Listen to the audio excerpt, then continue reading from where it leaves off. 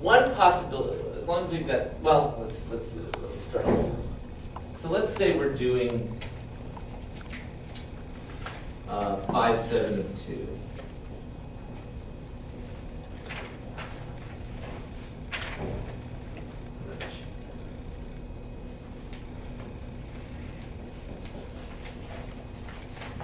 Five, 7 of 2, we're going to resolve it to 2.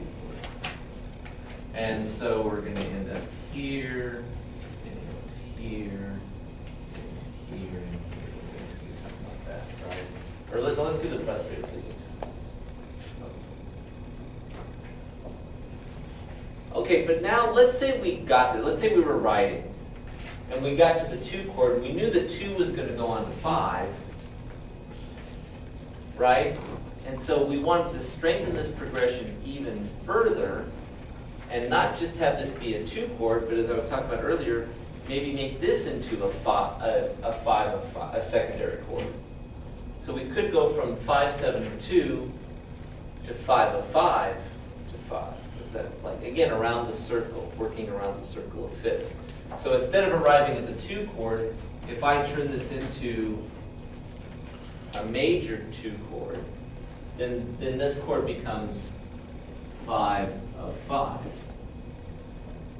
Because now it's outside the key of C major, right? So if it was in C major, it'd be a 2 chord, but outside the key, it's now 5 of 5. So that would be one case in which I hear this chord and I'm expecting it to resolve to 2, but instead of resolving to 2, it resolves to a 5 of 5. It resolves to a major chord instead of a minor chord. And then 5 of 5 will go on to 5.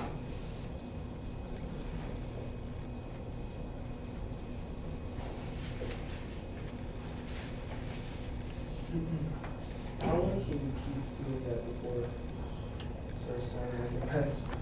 Well, of course, your goal is always the tonic, and so from 5 you're going to go on to 1, and you're back in the key again. I've seen progressions where they'll start on 5 of 3, and then go to 5 of 6, and then go to 5 of 2, and then go to 5 of 5, and then go to 1. I mean, they'll just go around the circle of fifths. So if you're in C major, like I said, if you're in C major, and your first stop is to, well, that's kind of a weird one.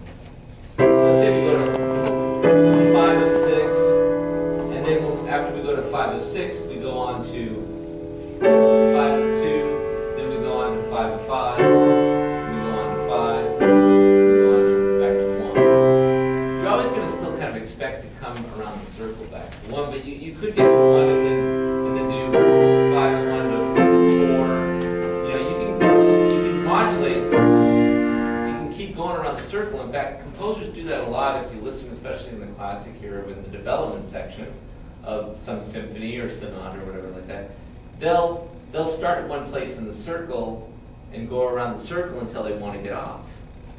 They'll go through this chain of secondary dominants until they get to the area that they want to get off at, and they'll get off the circle and maybe explore that key for a while and then get back on the circle. So this is also a good way to modulate. It's a good way to modulate, yeah, to move around the circle of fifths, because we expect that fifth, that fifth relatedness all the time. We expect, a D becomes a 7 to resolve to G, and then when that G becomes a 7, we expect it to resolve to C. When we hear that C become a 7, we expect it to resolve to F. When we hear that F become a 7, we expect it to resolve. So you could go on like that forever,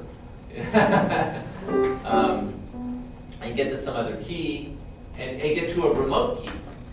So you could start in C major and end up in E flat major, and make it sound really perfectly logical by using this kind of sequence. So that's one possible case where the chord to which you're resolving to is not the expected chord. But it makes sense. That an A chord would go to a D chord would go to a G chord, right? It's all fifth relatedness. And so whether this was a 6 chord or whether it's a 5 and 2, it doesn't, I don't want to say it doesn't make any difference. It makes a difference, but it makes harmonic progression sense in terms of that diagram and the circle of fifths. Now, well, okay.